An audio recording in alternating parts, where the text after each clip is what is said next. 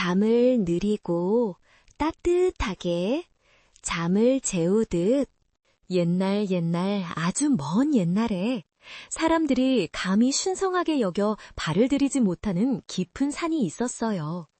그 산은 바람이 올 때마다 늑대 울음소리를 닮았다 하여 기린산, 즉 늑대산이라 불렸지요. 그 산의 겨울은 유난히 길고 혹독했습니다. 눈은 쉼없이 쏟아져 온 세상을 하얗게 덮었고 가장 용감한 사냥꾼조차 산 입구에서 발길을 돌려야 했습니다. 바로 그 혹독한 겨울밤, 온 세상이 얼어붙은 듯한 적막 속에서 가느다란 아기 울음소리가 눈보라를 뚫고 울려 퍼졌습니다. 산깃을 가장 깊은 골짜기, 늙은 소나무 아래였습니다. 갓난아기가 붉은 빛이 감도는 최고급 비단 강보에 쌓여 버려져 있었어요. 아기를 버린 이가 누구인지는 알 수 없었지만 그 비단은 분명 평범한 서민의 것이 아니었습니다. 아기의 얼굴은 추위로 파랗게 질려 있었고 울음소리는 점점 잦아들고 있었지요. 눈송이는 무심하게도 연약한 생명 위로 쌓여가고 있었습니다. 이대로라면 아기는 하룻밤을 넘기지 못할 것이 분명했습니다. 그때 어둠 속에서 두 개의 푸른 빛이 번쩍이었습니다. 기린산을 다스리는 늑대 무리의 우두머리, 어머늘이었습니다. 어머늘은 유난히 영리하고 다정한 암컷 늑대였지요. 그녀는 며칠 전 사냥꾼의 덫에 새끼 한 마리를 잃고 깊은 슬픔에 잠겨 있었습니다.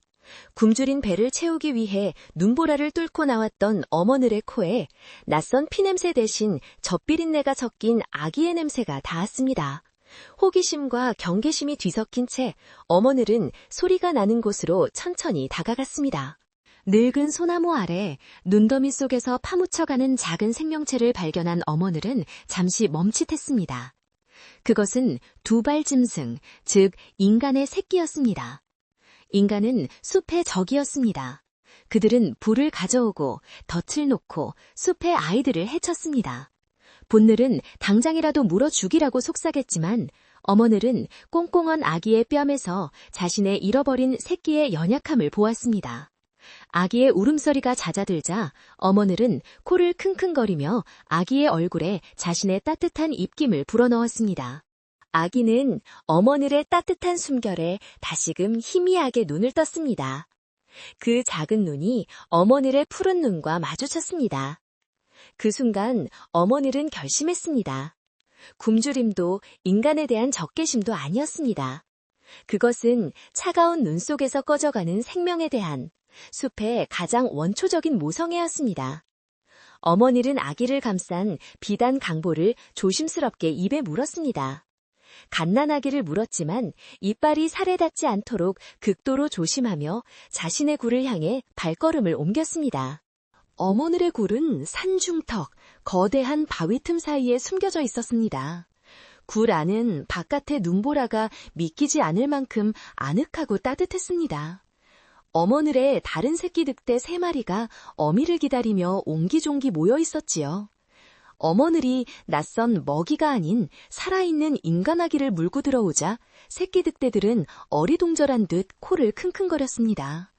어머늘은 으르렁 소리로 새끼들을 제지하고는 굴의 가장 안쪽, 가장 따뜻한 마른 잎사귀 더미 위에 아기를 내려놓았습니다. 어머늘은 자신의 몸으로 아기를 감싸 안았습니다. 따뜻한 털 가죽이 얼어붙었던 아기의 몸을 녹이기 시작했습니다. 아기는 본능적으로 따뜻한 곳을 파고들며 어미 늑대의 젖을 찾았습니다. 어머니는 망설임 없이 자신의 젖을 아기에게 물렸습니다. 인간의 아기가 늑대의 젖을 빨기 시작했습니다. 새끼 늑대들도 이 새로운 형제를 받아들이라는 어미의 무언의 명령을 이해한 듯 아기 주위로 모여들어 함께 체온을 나누었습니다. 그렇게 그 밤 기린산의 늑대굴에서 기묘한 가족이 탄생했습니다. 시간이 흘러 아기는 소녀가 되었습니다. 늑대들은 소녀에게 은낭이라는 이름을 붙여주었습니다. 늑대의 아이라는 뜻이었지요. 은낭은 자신이 인간이라는 사실을 몰랐습니다. 어머늘은 그녀의 어머니였고 굴 속의 늑대들은 그녀의 형제들이었습니다. 은낭은 늑대의 언어로 말하고 늑대의 방식으로 생각했습니다. 네 발로 기어다니는 것이 두 발로 걷는 것보다 훨씬 편했고, 달릴 때는 숲속의 그 어떤 짐승보다 빨랐습니다. 은낭의 몸은 숲에 완벽하게 적응했습니다. 그녀의 피부는 햇볕과 바람에 그을려 건강한 갈색빛을 띠었고, 머리카락은 나뭇가지처럼 엉클어져 있었지만 윤기가 흘렀습니다. 그녀는 형제 늑대들과 함께 바위를 타고 절벽을 오르내렸습니다. 늑대 형제들이 날렵한 몸놀림으로 사냥감에 몰아붙일 때, 은낭은 나무 위로 재빠르게 올라가 사냥감의 도주로를 파악하고 날카로운 소리로 늑대들에게 신호를 보냈습니다. 그녀의 눈은 어둠 속에서도 사물을 분간할 수 있을 만큼 밝아졌습니다. 은낭이 어머니에게 배운 가장 중요한 것은 숲의 지혜, 바로 약초에 대한 지식이었습니다. 늑대들은 다치거나 병이 들면 특정 풀을 씹어 상처에 바르거나 뿌리를 캐어 먹곤 했습니다. 어머니는 은낭에게 그 모든 것을 가르쳤습니다. 이 푸른 잎은 피를 멈추게 한단다. 어머니는 다친 새끼의 상처를 핥기 전 어떤 풀을 지식여 바르는 신용을 했습니다. 은낭은 그 잎을 따서 냄새를 맡고 맛을 보며 기억했습니다. 은낭은 숲의 약초 상자가 되었습니다. 노란 꽃이 피는 이 식물의 뿌리는 열을 내리게 했고, 붉은 열매는 기온을 돋워왔습니다. 독사에게 물렸을 때 해독이 되는 희귀한 버섯의 위치도 알고 있었지요. 한 번은 형제 늑대 중 하나가 사냥꾼이 몰래 설치한 날카로운 덫에 발을 다쳤습니다. 피가 멈추지 않고 늑대는 고통스럽게 울부짖었지요. 은낭은 즉시 달려가 늑대의 피라고 불리는 끈적한 수액이 나오는 나무 껍질과 지혈초를 씹어 상처에 붙였습니다. 며칠 후 늑대는 다시 숲을 뛰어다닐 수 있었습니다. 은낭에게는 숲의 물건이 아닌 유일한 것이 있었습니다. 바로 그녀가 버려졌을 때 감싸고 있던 붉은 비단 강보였습니다. 어머니는 그것을 굴속 깊은 곳에 잘 보관해 두었고, 은낭이 조금 자라자 그녀에게 돌려주었습니다. 은낭은 그것이 무엇에 쓰이는 물건인지는 몰랐지만 그 부드러운 감촉과 자신을 감싸는 따뜻함이 좋았습니다. 그것은 숲의 그 어떤 잎사귀나 털가죽과도 달랐습니다. 밤이면 은낭은 그 비단을 덮고 잠이 들었고, 그것은 자신이 어딘가 다르다는 막연한 느낌을 주는 유일한 증표였습니다. 은낭은 행복했지만 가끔씩 자신의 모습을 보며 혼란스러워했습니다. 형제들은 온몸이 털로 덮여 있었지만 자신은 매끄러운 피부를 가지고 있었습니다. 늑대들은 날카로운 이빨과 발톱으로 사냥을 했지만 자신은 그렇지 못했지요. 달빛이 유난히 밝은 밤, 은낭은 호수에 비친 자신의 모습을 물끄러미 바라보곤 했습니다. 털 대신 긴 머리카락이, 주둥이 대신 밋밋한 코와 입이 있었습니다. 그럴 때마다 어머니는 은낭의 젖에 다가와 따뜻한 혀로 그녀의 뺨을 핥아주었습니다. 너는 우리 아이다. 가장 특별한 우리 아이. 어머니는 종종 은낭에게 두발 짐승, 즉 인간에 대해 경고했습니다. 인간은 숲에 불을 지르고 이유 없이 생명을 해치는 무서운 존재였습니다. 숲의 동물들은 모두 그들을 두려워했습니다. 그들의 냄새가 나면 무조건 숨어야 한다.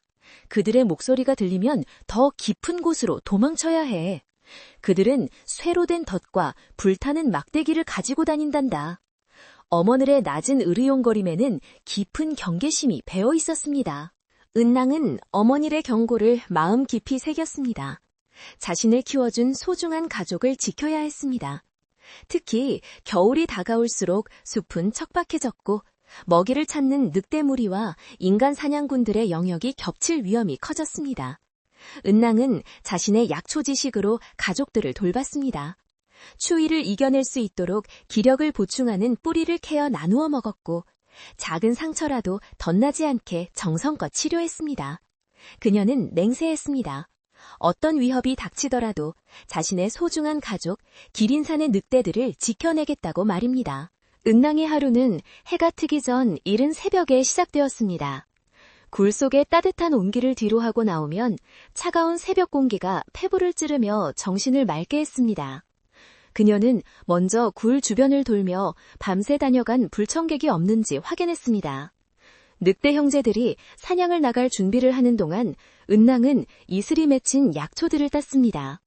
아침 이슬을 머금은 약초가 가장 약효가 좋다는 것을 어머니에게 배웠기 때문이지요. 그녀의 손길은 섬세하고 빨랐습니다. 숲은 그녀에게 모든 것을 내어주었습니다. 은낭은 숲의 모든 소리를 이해했습니다. 새들이 지저귀는 소리로 날씨를 예측했고 나뭇잎이 바스락거리는 소리로 숨어있는 동물의 종류를 알아맞혔습니다. 바람이 실어오는 냄새만으로도 며칠 전 누가 이곳을 지나갔는지 알 수 있었지요. 늑대들과의 소통은 단순한 울음소리를 넘어섰습니다. 미묘한 꼬리의 움직임, 귀의 방향, 그리고 눈빛만으로도 복잡한 감정과 정보를 교환했습니다. 은낭은 으르렁거림으로 경고를, 낮게 속삭이는 소리로 위로를 전했습니다. 특히 어머니과의 유대는 깊고 특별했습니다. 어머니는 은낭에게 단순한 어미가 아니라 스승이자 수호자였습니다. 어머니는 은낭이 인간의 아이임에도 불구하고 무리의 일원으로 받아들여지도록 다른 늑대들을 설득했습니다. 혹독한 숲의 법칙 속에서 은낭이 살아남을 수 있도록 지혜를 전수했습니다. 은낭 역시 어머니를 절대적으로 따랐습니다. 어머니의 지친 어깨를 주무르기도 하고 사냥에서 돌아오면 가장 먼저 달려가 뺨을 부비며 반겼습니다. 그녀가 가진 붉은 비단은 숲과 그녀를 연결하는 동시에 분리하는 상징이었습니다. 비가 오는 날이면 늑대 형제들은 비를 맞으며 뛰어놀았지만 은낭은 그 비단을 머리에 뒤집어 쓰고 비를 피하곤 했습니다. 털이 없는 그녀에 대해 비는 너무 차가웠기 때문입니다. 비단은 젖지 않고 물을 튕겨냈습니다. 어머니는 그 비단을 볼 때마다 알 수 없는 슬픈 눈빛을 하곤 했습니다. 마치 은낭이 언젠가 이 숲을 떠나 저 비단과 같은 세상으로 돌아갈 것을 예감하는 것처럼 말입니다. 최근 들어 은낭의 마음속에 작은 불안감이 싹트기 시작했습니다. 기린산의 겨울이 해가 갈수록 더 추워지고 길어지는 것 같았습니다. 숲의 먹잇감은 줄어들었고 늑대무리는 더 먼 곳까지 사냥을 나가야 했습니다. 그럴수록 두발 짐승들의 영역과 가까워질 수밖에 없었지요. 지난 겨울에는 무리의 늙은 늑대 하나가 사냥꾼의 화살에 맞아 돌아오지 못했습니다. 은낭은 그날 밤새 울었습니다. 인간의 잔인함을 직접 목격하지는 못했지만 그들이 남긴 고통의 흔적은 뚜렷했습니다. 은낭은 붉은 비단을 꽉 움켜쥐었습니다. 자신은 형제들과 다릅니다. 털이 없고 발톱도 약합니다. 하지만 자신에게는 숲이 준 지혜와 인간의 손이 있었습니다. 약초를 다루고 도구를 만들 수 있는 손이었습니다. 그녀는 이 손으로 가족을 지킬 것입니다. 어머니를 가르쳐준 약초들로 모두를 건강하게 하고 자신의 빠른 발과 밝은 눈으로 위험을 미리 감지할 것입니다. 인간들이 감히 이 신성한 숲을 자신의 집을 침범하지 못하도록 모든 힘을 다할 것이라 다짐했습니다. 그러던 어느 날 숲의 평화로운 일상에 균열을 내는 소문이 바람을 타고 산 아래 마을에서부터 올라오기 시작했습니다.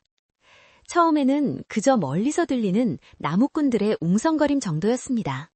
하지만 그 웅성거림은 점점 커져서 기린산의 고요함을 위협하는 불길한 소음이 되어가고 있었습니다.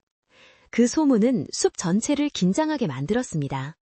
숲의 동물들은 본능적으로 몸을 숨겼고 늑대무리 역시 경계를 늦추지 않았습니다. 은낭은 아직 그 소문의 실체가 무엇인지 알지 못했습니다.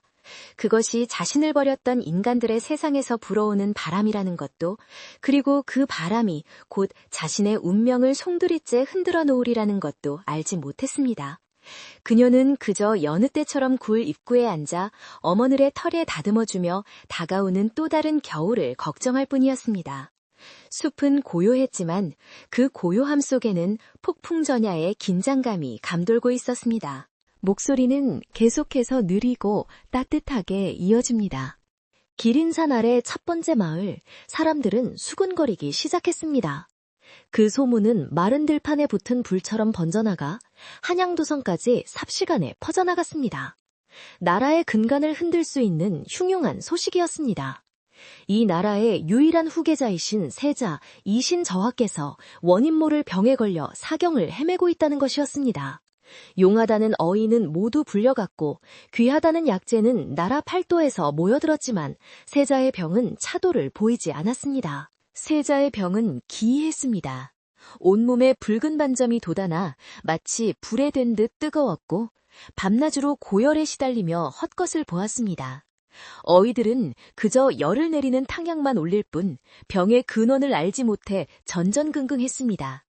왕의 근심은 날로 깊어져 궁궐 전체가 무거운 침묵에 잠겼습니다.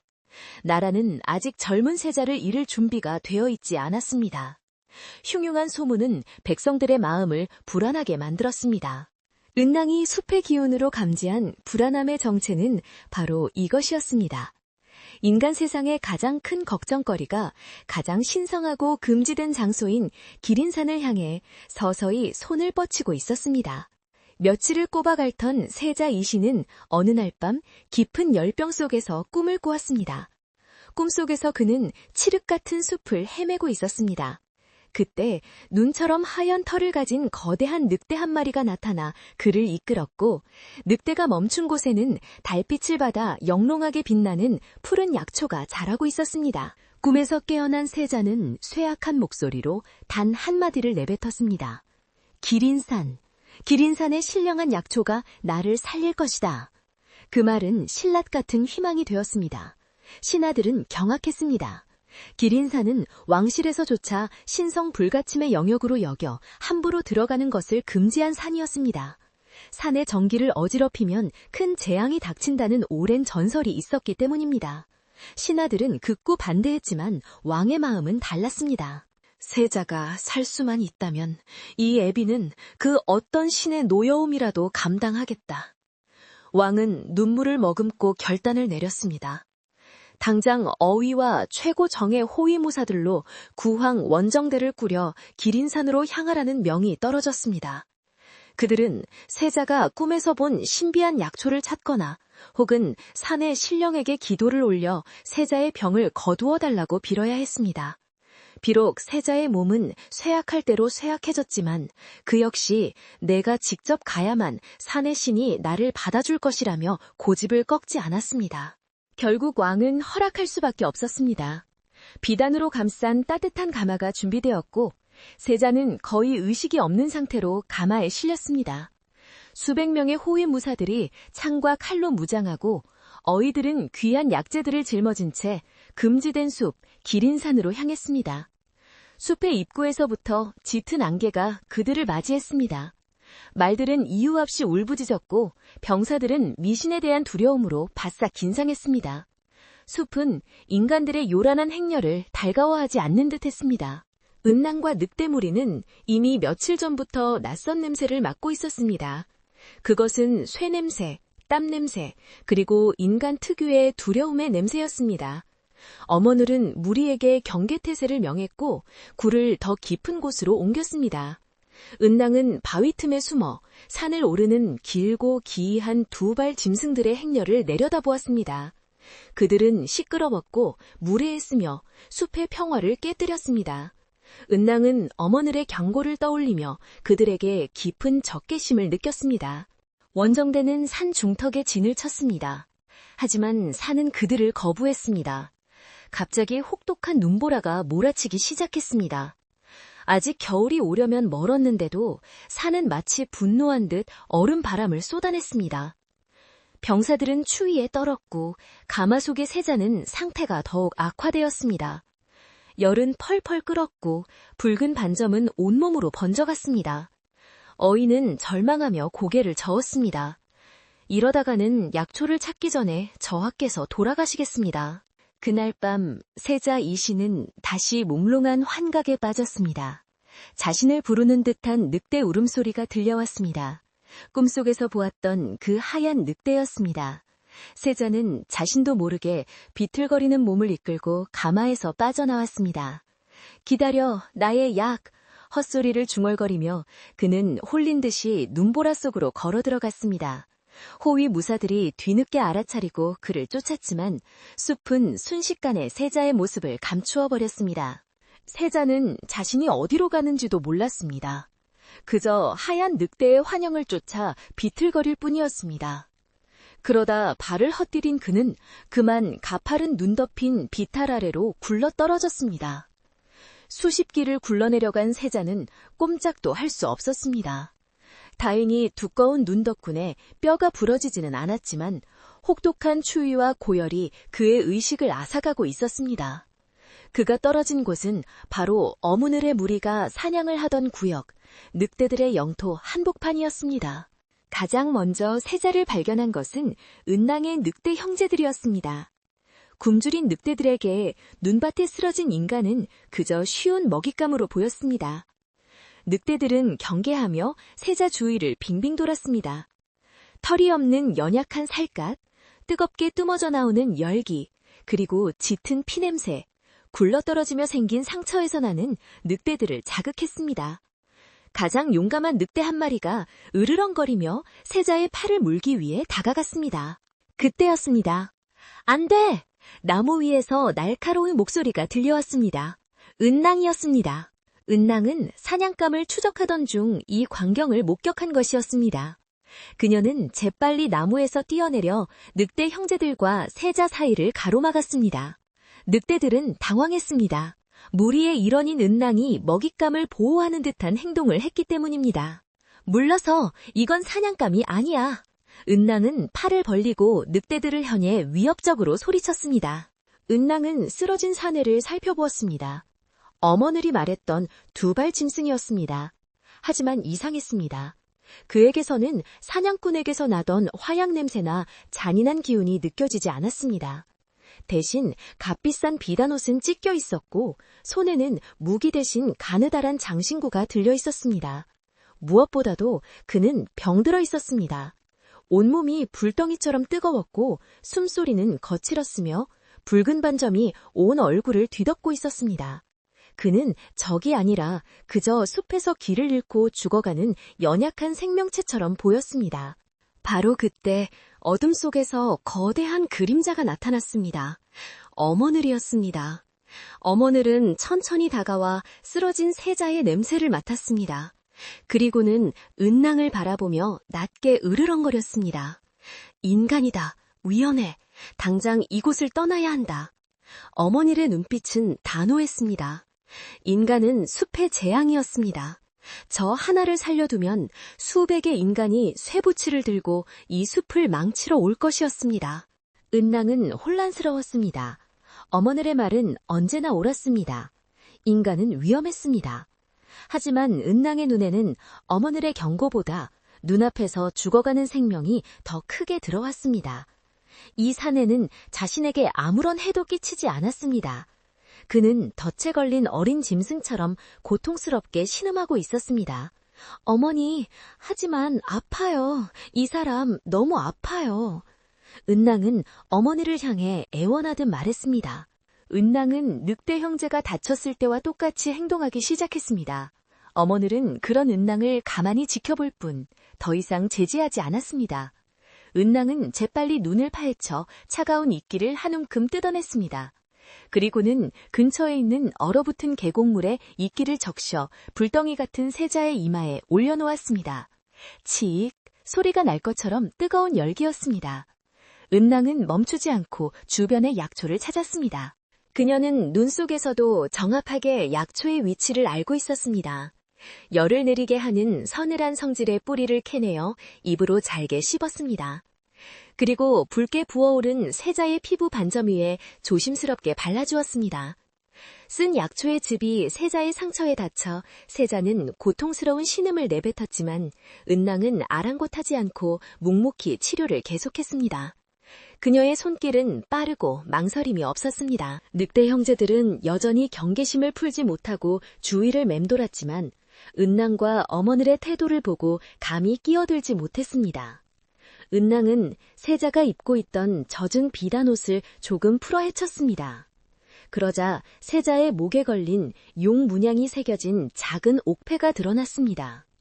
은낭은 그것이 무엇인지 몰랐지만 왠지 자신이 간직한 붉은 비단 강보와 비슷한 숲의 것이 아닌 물건이라는 것을 직감했습니다. 밤이 깊어갔습니다. 눈보라는 더욱 거세졌습니다. 이대로 두면 세자는 약초의 효능을 보기도 전에 얼어 죽을 것이었습니다. 은낭은 결단을 내려야 했습니다. 그녀는 어머니를 바라보았습니다. 어머니는 여전히 침묵하고 있었지만 그 눈빛은 네가 선택해라 라고 말하는 듯 했습니다.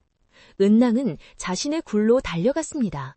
그리고는 굴 깊숙한 곳에 숨겨두었던 자신의 유일한 보물인 붉은 비단 강보를 가져왔습니다. 은낭은 그 붉은 비단으로 세자의 몸을 덮어주었습니다. 자신이 버려졌을 때 자신을 살렸던 그 비단이 이제 또 다른 인견의 생명을 구하고 있었습니다. 그리고는 어머니에게 배웠던 것처럼 자신의 체온으로 세자를 녹이기 위해 그의 곁에 바싹 붙어 웅크리고 앉았습니다. 늑대 형제들도 은낭의 행동을 보고는 마치 무리의 이론을 보호하듯 세자와 은낭의 주위를 둘러싸고 앉아 바람을 막아주었습니다. 어머니는 조금 떨어진 바위 위에서 그 광경을 지켜보고 있었습니다. 인간을 혐오하고 두려워하도록 가르쳤지만 자신의 딸은 결국 숲의 가장 큰 가르침, 바로 생명에 대한 연민을 따른 것이었습니다. 어머니는 인간의 어리석음과 잔인함을 알고 있었지만 또한 지금 저 인간이 살아나면 닥쳐올 후폭풍도 예감했습니다. 하지만 어머니는 그저 조용히 밤하늘의 달을 바라볼 뿐이었습니다. 새벽이 올 무렵 기적이 일어났습니다. 세자의 거칠던 숨소리가 조금씩 잦아들기 시작했습니다. 불덩이 같던 열기가 내리고 붉은 반점도 조금씩 옅어지고 있었습니다. 은낭이 밤새도록 갈아붙인 약초가 드디어 효능을 발휘한 것이었습니다. 은낭은 지친 몸을 이끌고 일어나 옹달샘에서 맑은 물을 큰 나뭇잎에 떠왔습니다.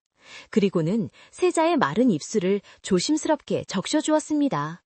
세자 이신은 천천히 눈을 떴습니다.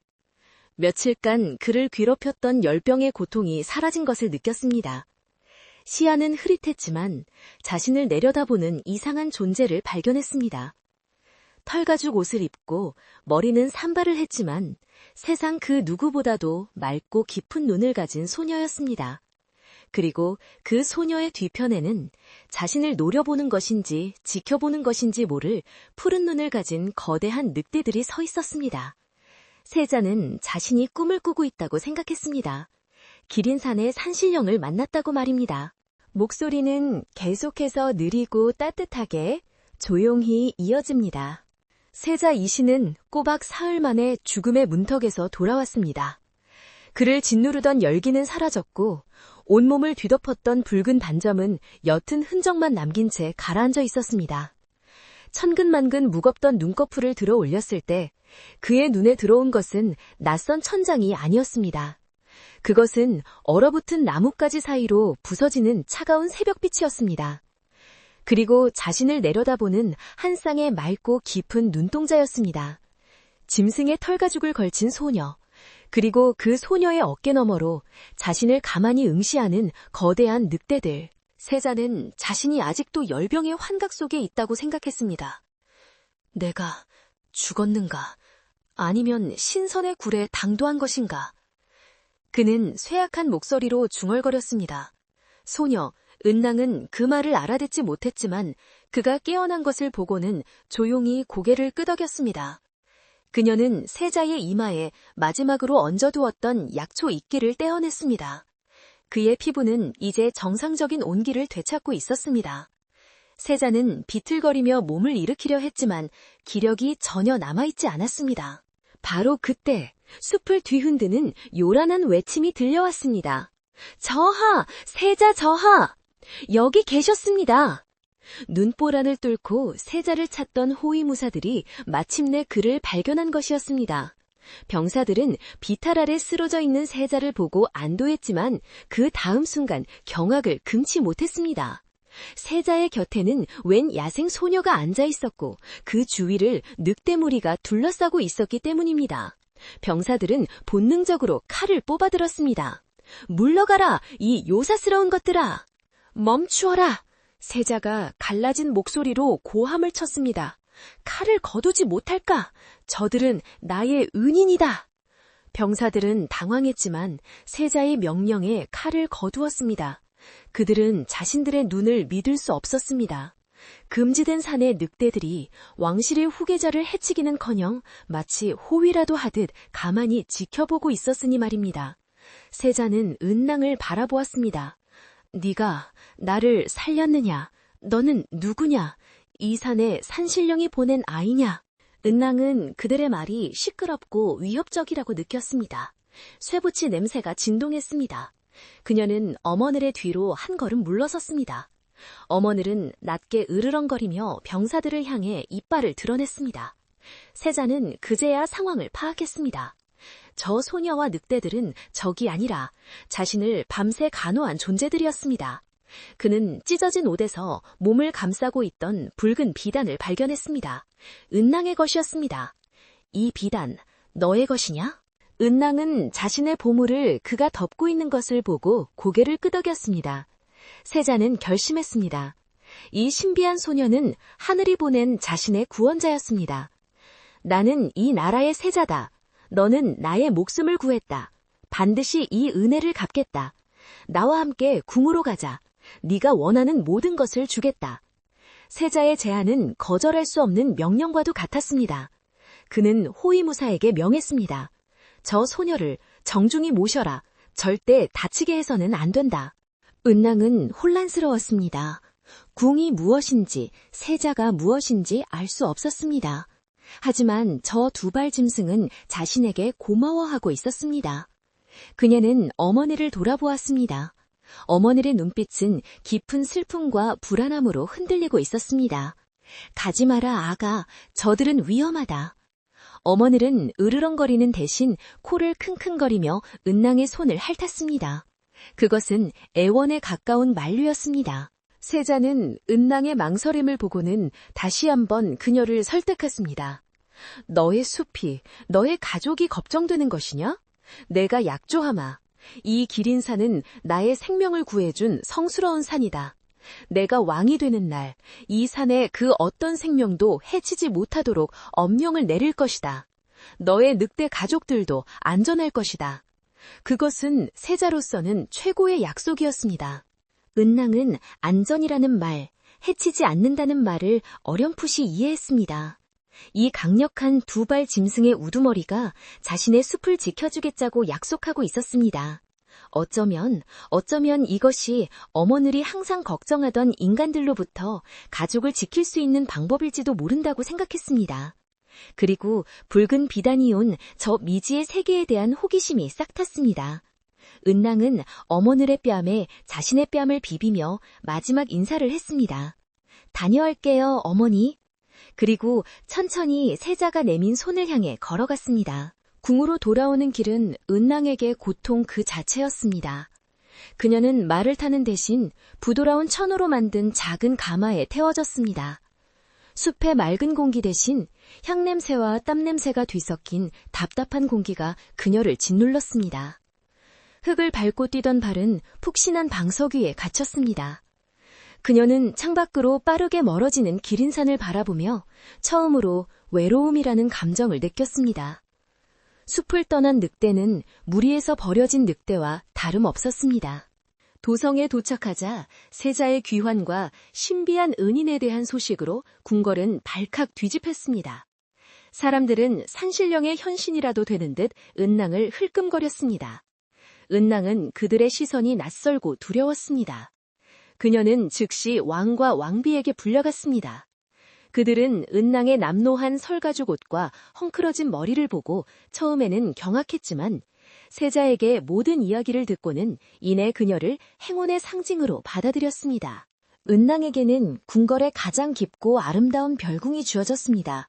털가죽 옷은 벗겨지고 몸에는 맞지 않는 무겁고 화려한 비단 옷이 입혀졌습니다. 흙먼지 대신 값비싼 향유로 목욕을 해야 했고 맨발 대신 딱딱한 꽃신에 신어야 했습니다. 수십 명의 궁녀들이 그녀를 둘러싸고 예법을 가르치기 시작했습니다. 걷는 법, 절하는 법, 젓가락질하는 법. 은낭에게는 이 모든 것이 늑대무리의 복잡한 서열 싸움보다 훨씬 더 어렵고 무의미하게 느껴졌습니다. 그녀는 숲을 그리워했습니다. 새벽 이슬의 차가운 감촉, 젖은 흙냄새, 형제 늑대들의 따뜻한 체온, 그리고 무엇보다도 어머니의 다정한 할틈이 그리웠습니다. 궁궐의 음식은 너무 달고 짜서 입에 맞지 않았습니다.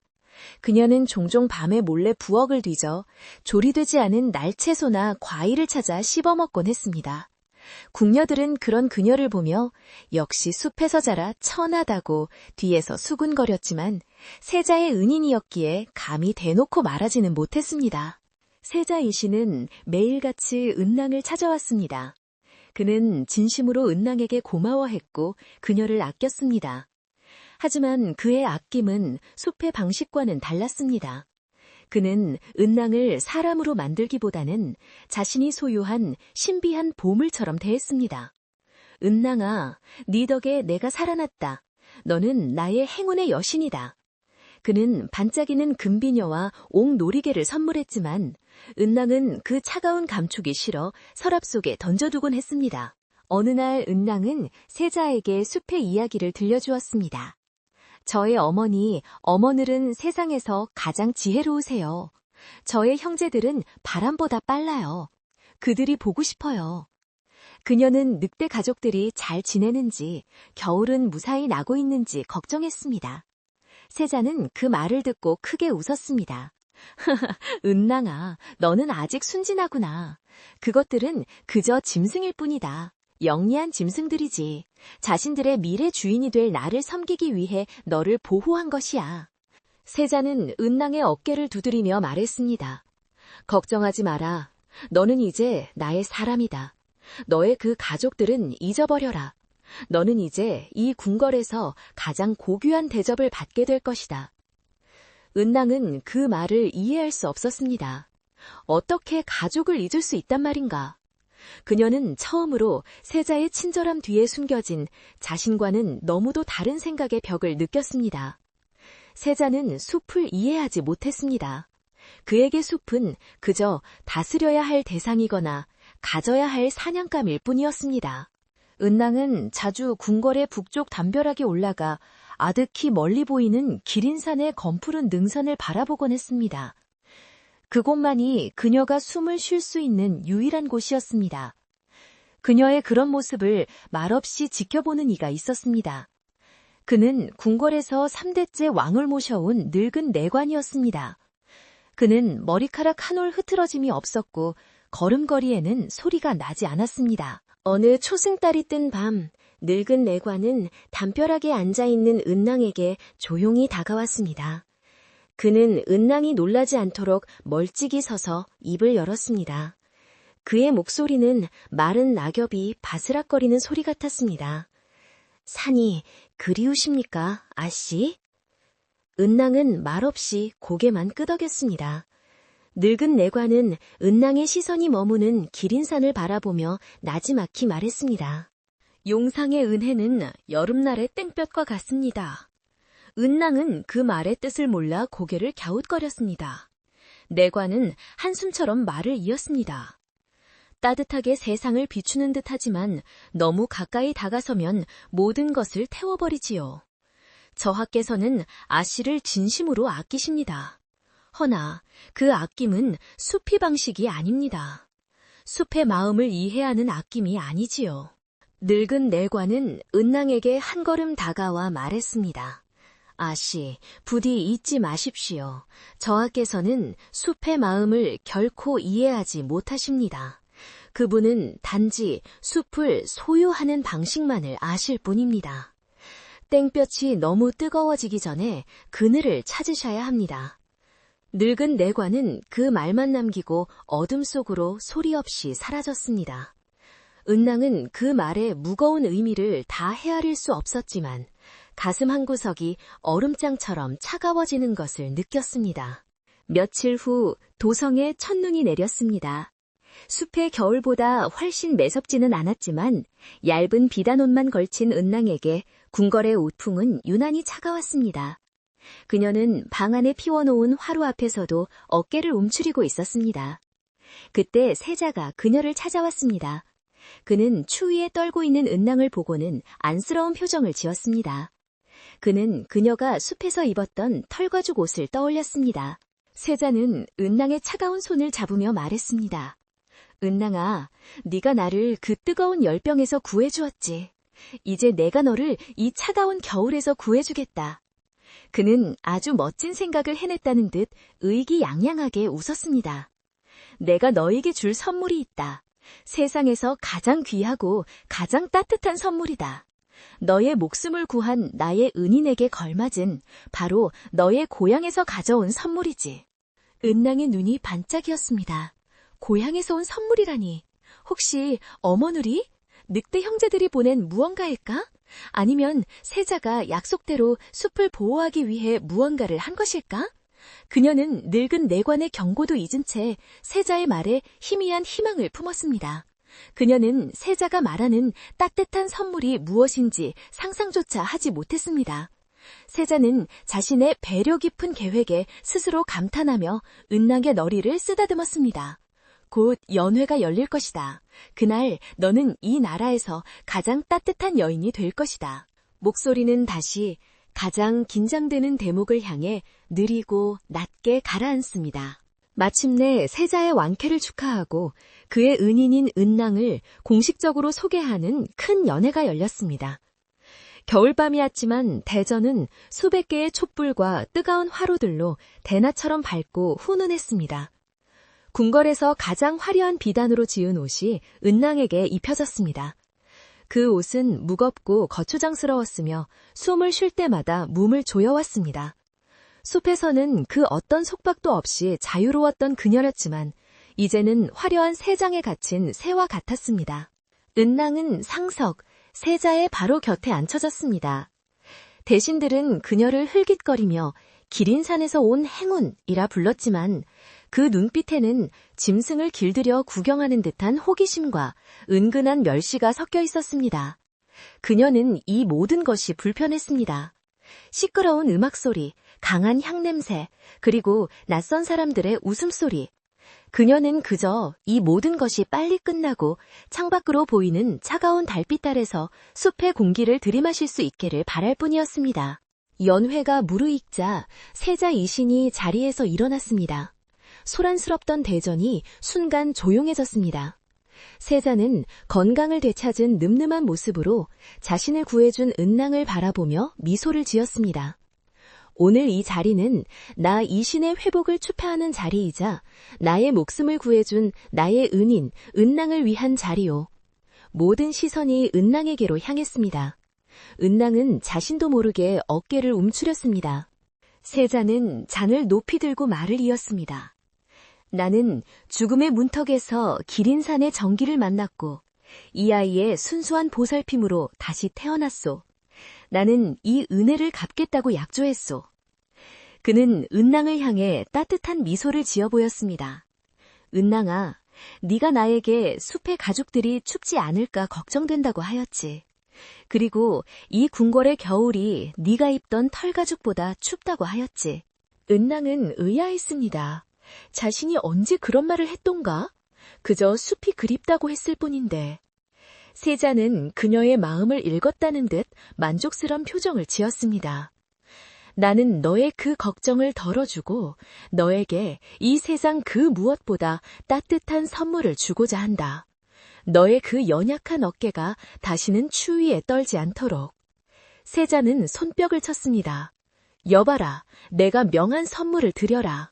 대전의 육중한 문이 열리고 건장한 호위무사 2명이 거대하고 화려한 나무 상자를 들고 들어왔습니다. 상자는 오칠이 되어 있었고 금으로 용문양이 새겨져 있었습니다. 대신들은 저 안에 무엇이 들었는지 궁금해하며 술렁거렸습니다. 상자는 은낭의 바로 앞에 놓였습니다. 세자는 직접 상자 앞으로 걸어가 은낭의 어깨에 손을 얹었습니다. 은낭아, 세자의 목소리는 자랑스러움으로 가득 차 있었습니다. 너는 나에게 너의 가족에 대해 말했지. 기린산의 늑대들에 대해서 말이요. 나는 생각했다. 너를 지켜주던 그 늑대들이 이제는 너의 곁에서 너를 영원히 따뜻하게 지켜주어야 한다고. 그는 호위무사들에게 눈짓했습니다. 상자의 무거운 덮개가 열렸습니다. 순간 은낭은 숨이 멎는 것 같았습니다. 상자 안에는 갓 벗겨낸 듯 선명한 잿빛 털가죽들이 가득 담겨 있었습니다. 그것은 의심할 여지 없는 늑대의 털가죽이었습니다. 수십 마리의 늑대. 아직 채 마르지 않은 피냄새가 향냄새와 뒤섞여 은낭의 코를 찔렀습니다. 그녀는 뒷걸음질 치려 했지만 세자의 손이 그녀의 어깨를 강하게 붙들고 있었습니다. 보아라. 세자는 상자에서 가장 크고 가장 훌륭한 털가죽 하나를 꺼내 펼쳐들었습니다. 그것은 등줄기에 검은 줄무늬가 선명한 위험 있는 암컷 늑대의 것이었습니다. 내가 나의 가장 뛰어난 왕실 사냥꾼들을 기린산으로 보냈다. 너를 괴롭혔던 그 성가신 늑대 무리를 모조리 사냥하라고 명했지. 이것이 바로 그 무리의 우두머리, 네가 말하던 어머니 늑대의 가죽이다. 은낭의 눈앞이 하얘졌습니다. 저 털가죽, 저 검은 줄무늬, 그것은 틀림없는 어머늘이었습니다. 자신을 젖먹여 키우고 숲의 지혜를 가르쳐주던 어머니. 그녀의 눈동자가 흔들렸습니다. 상자 안에는 다른 털가죽들도 있었습니다. 날렵했던 첫째 형제의 것, 장난꾸러기 막내의 얼룩무늬 털. 그녀의 모든 가족이 차가운 털가죽이 되어 저 상자 안에 담겨 있었습니다. 세자는 은낭의 창백한 얼굴을 보지 못했습니다. 그는 자신의 관대함과 지혜에 스스로 도취해 있었습니다. 이제 이 털가죽들로 이 나라 최고의 장인에게 명하여 너를 위한 가장 따뜻하고 화려한 갓옷, 외투를 지을 것이다. 너의 가족들이 이제 너를 영원히 감싸줄 것이다. 이 얼마나 멋진 일이냐. 이것이 너의 헌신에 대한 황실의 보답이다. 대전하는 잠시 정적이 흘렀습니다. 늙은 내관만이 눈을 감고 고개를 숙일 뿐이었습니다. 이내 대신들은 세자의 깊은 배려에 감탄하며 박수를 치기 시작했습니다. 지당하신 말씀이옵니다, 저하. 야생의 것을 거두어 은혜의 상징으로 만드셨습니다. 그들의 눈에 늑대들은 그저 짐승이었고 짐승의 털가죽은 귀한 곡물일 뿐이었습니다. 은낭은 아무 소리도 들리지 않았습니다. 음악 소리도 박수 소리도 세자의 목소리도 들리지 않았습니다. 귓가에는 어머누리 위험을 알리며 울부짖던 그 울음소리만이 맴돌았습니다. 피냄새가 역겨웠습니다. 자신이 구한 생명이 자신의 모든 것을 앗아갔습니다. 숲을 지켜주겠다던 약속은 숲을 파괴하는 칼날이 되어 돌아왔습니다. 황실의 보답은 그녀의 뿌리를 모조리 뽑아버리는 파멸이었습니다. 세자는 자랑스럽게 어머니의 털가죽을 들어올려 추위에 떠는 은낭의 어깨에 직접 둘러주려 했습니다. 자, 은낭아, 이 따뜻함을 느껴보아라. 이제 너는 춥지 않을. 세자의 말이 채 끝나기도 전에 그 털가죽이 은낭의 맨살에 닿았습니다. 아직 온기가 채 가시지 않은 익숙한 어머니의 냄새였습니다. 그 순간 은낭의 내부에서 무언가가 끊어졌습니다. 갇혀있던 야생이, 억눌렸던 분노가, 감당할 수 없는 슬픔이 터져 나왔습니다. 그녀는 울지 않았습니다. 비명을 지르지도 않았습니다. 대신 그녀는 고개를 들어 세자의 눈을 똑바로 쳐다보았습니다. 그녀의 맑았던 눈동자는 이제 얼음처럼 차갑고 텅 비어 있었습니다. 그아! 은낭의 입에서 터져나온 것은 인간의 목소리가 아니었습니다. 그것은 갓 새끼를 잃은 어미 늑대의 온몸에 피를 토해내는 듯한 절규였습니다. 뼈를 울리는 처절한 울음소리, 숲 전체의 분노를 담은 통곡이었습니다. 대전의 모든 촛불이 그 울음소리에 흔들리는 듯 했습니다. 음악이 멎고 웃음이 사라졌습니다. 모두가 공포에 질려 그 자리에 얼어붙었습니다. 세자는 너무 놀라 손에 들고 있던 털가죽을 떨어뜨렸습니다. 은낭은 자신을 붙잡고 있던 세자의 손을 짐승과 같은 힘으로 뿌리쳤습니다. 세자는 두어 걸음 뒤로 밀려나며 당황한 표정을 지었습니다. 은낭아? 네가 왜? 은낭은 그에게 대답하지 않았습니다.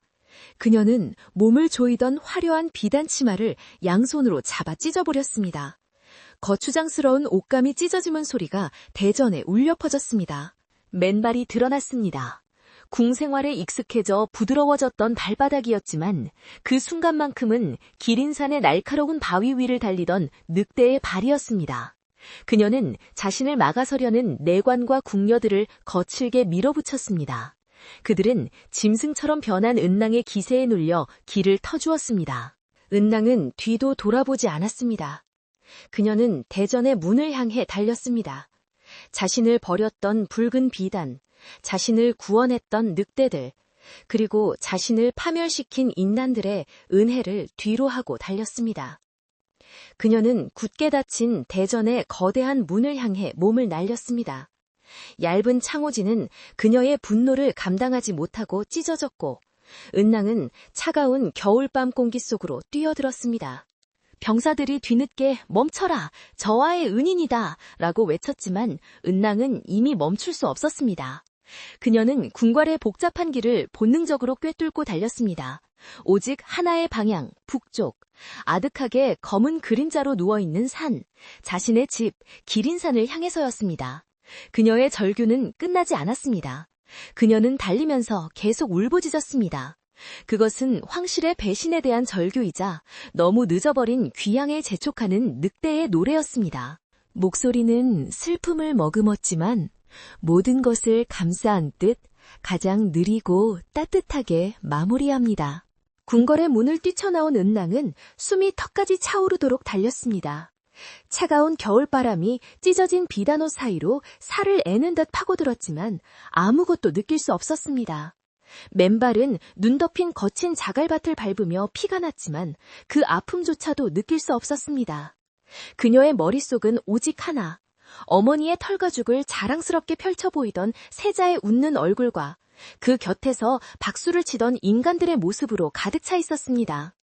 배신감보다 더 큰, 심장이 통째로 뽑혀나간 듯한 공허함이었습니다. 얼마나 달렸을까? 마침내 익숙한 숲의 냄새가 코를 찔렀습니다. 기린산의 입구였습니다. 하지만 그녀가 알던 맑고 신성한 숲이 아니었습니다. 숲은 고통받고 있었습니다. 공기 중에는 쇠 냄새와 인간들의 땀 냄새, 그리고 짙은 피비린내가 뒤섞여 있었습니다. 숲의 동물들은 모두 숨어버렸는지 짐승의 울음소리는커녕 작은 새소리 하나 들리지 않았습니다. 숲은 끔찍한 학살의 현장을 목격하고 침묵에 잠겨 있었습니다. 은낭은 본능적으로 굴을 향해 달렸습니다. 사냥꾼들의 발자국이 눈 위에 어지럽게 찍혀 있었습니다. 그들은 길을 숨기려 하지도 않았습니다. 그들에게 이곳은 신성한 숲이 아니라 그저 왕의 명령을 수행하는 사냥터였을 뿐입니다. 은낭은 나뭇가지에 찢기고 바위에 긁히는 것도 아랑곳하지 않고 미친 듯이 굴이 있는 바위 틈을 향해 기어올랐습니다. 제발, 제발 아니기를, 꿈이기를.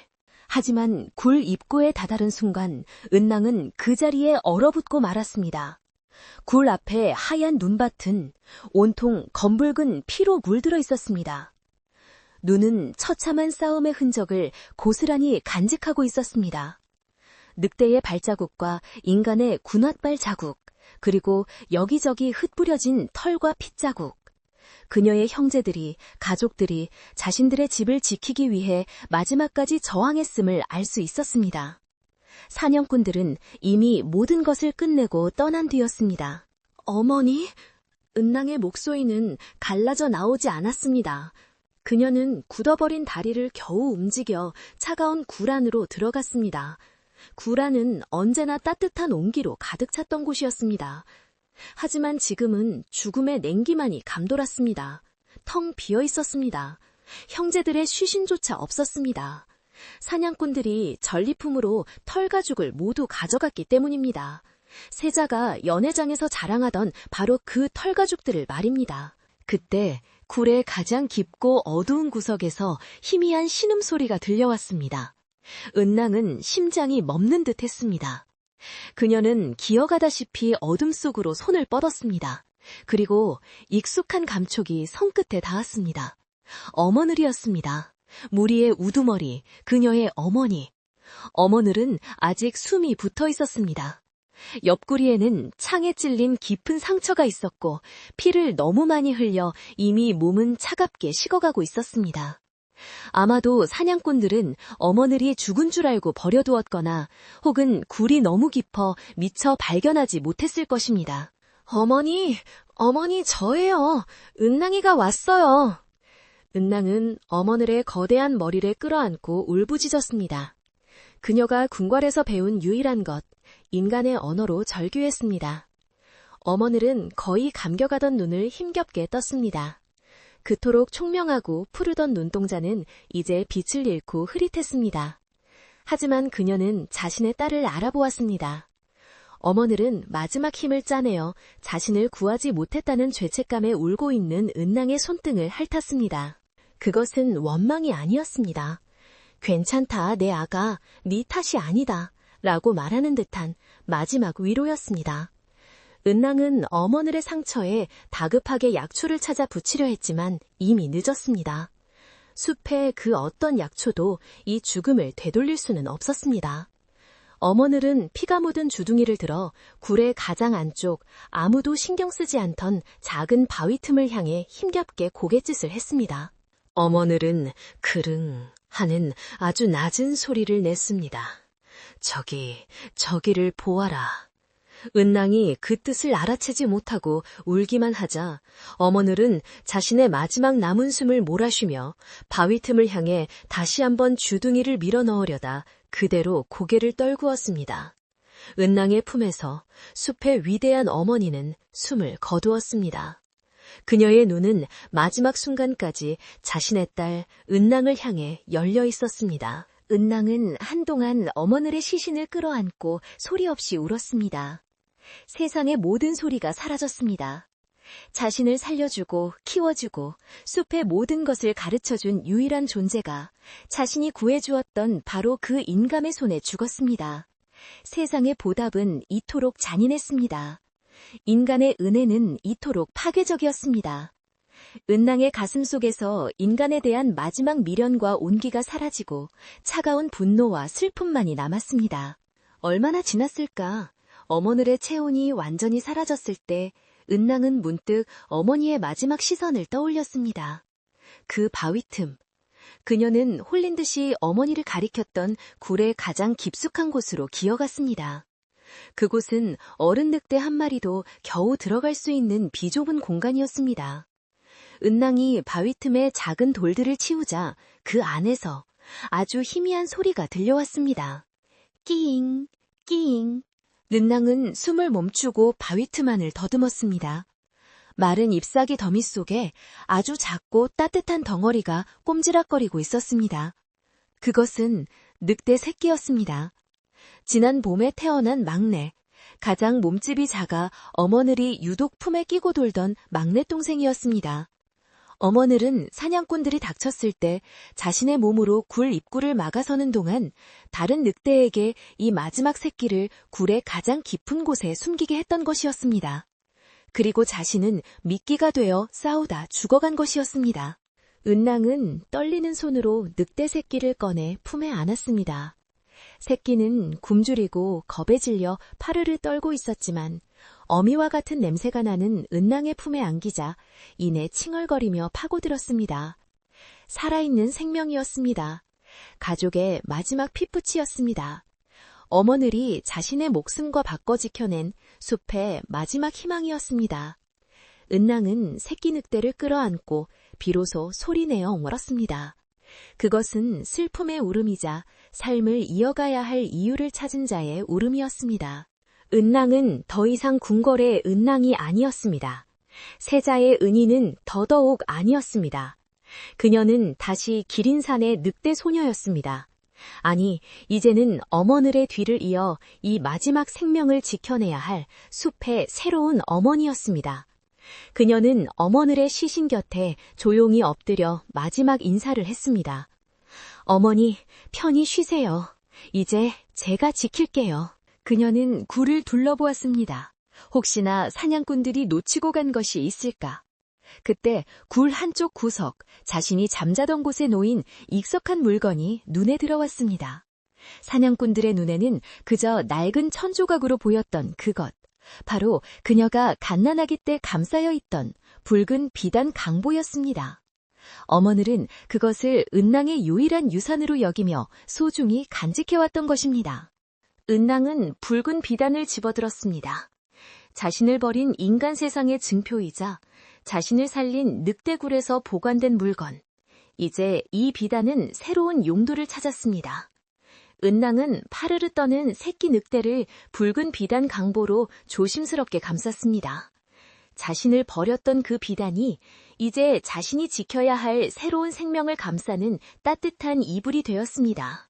은낭은 더 이상 이 굴에 머물 수 없었습니다. 이곳은 인간들에게 발각되었습니다. 안전하지 않았습니다. 그녀는 새끼 늑대들 품에 안고 굴 밖으로 나왔습니다. 달빛이 피로 물든 눈밭을 차갑게 비추고 있었습니다. 은낭은 궁궐이 있는 산 아래쪽을 향해 고개를 돌렸습니다. 그리고 경멸과 분노가 담긴 눈빛으로 한번 흘겨본 뒤도 돌아보지 않았습니다. 그녀는 산 아래로 내려가지 않았습니다. 대신 산 위로 더 높고 깊은 곳을 향해 발걸음을 옮겼습니다. 어머니들이 살아생전 인간의 발길이 닿지 않는 곳이라며 멀리서 가리키곤 했던 기린산의 가장 깊은 심장부, 전설 속의 안개 골짜기를 향해서였습니다. 그곳은 사계절 내내 따뜻한 샘이 솟고 겨울에도 푸른 풀이 자란다는 숲의 마지막 성소였습니다. 은낭은 찢어진 옷과 맨발이었지만 더 이상 춥지 않았습니다. 품 안의 작은 생명이 불씨처럼 그녀를 따뜻하게 했습니다. 그녀는 이제 인간의 언어는 잊을 것입니다. 인간의 은혜와 보답도 잊을 것입니다. 오직 숲의 언어와 숲의 법칙만을 따를 것입니다. 그녀는 세자에게 복수하려 하지 않았습니다. 그럴 가치조차 없었습니다. 인간은 숲을 이해하지 못하며 숲은 인간을 받아들이지 않을 것입니다. 안개 골짜기에 다다랐을 때 동이 트기 시작했습니다. 과연 그곳은 따뜻한 김이 피어오르고 있었고 작은 샘물 주변으로는 파릇한 새싹이 돋아나 있었습니다. 은낭은 샘가에 앉아 품에서 새끼 늑대를 꺼냈습니다. 새끼 늑대는 붉은 비단 속에서 안심한 듯 정들어 있었습니다. 은낭은 그 작은 생명체를 내려다보며 숲의 언어로 어머니들이 자신에게 그랬듯 나지막이 속삭였습니다. 괜찮다, 아가. 무서워하지 마라. 은낭은 잠든 새끼 늑대의 이마에 자신의 이마를 맞대었습니다. 이제 우리가 서로를 지키면 된다. 이 깊은 숲, 오직 우리 둘만의 집에서. 아침 안개가 피어오르며 인간 세상의 모든 배신과 슬픔을 감추듯 숲의 새로운 가족을 부드럽게 감싸 안았습니다. 기린사는 그렇게 자신의 가장 아픈 아이들을 품어주며 아주 긴 밤을 끝내고 있었습니다.